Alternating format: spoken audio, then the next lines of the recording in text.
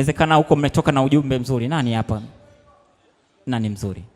Huyu hapa ambaye amevalia sare na bibi harusi. Wakati mimi nakwenda kumwandaa, basi nikupatie chochote kwa niaba hapa.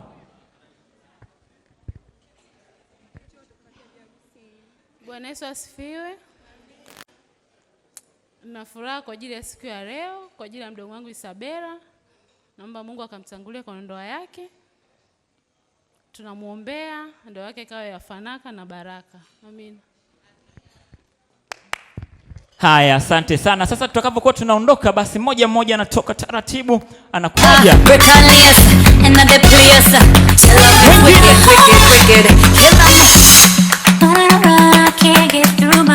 Moja moja tu, moja moja. Hey.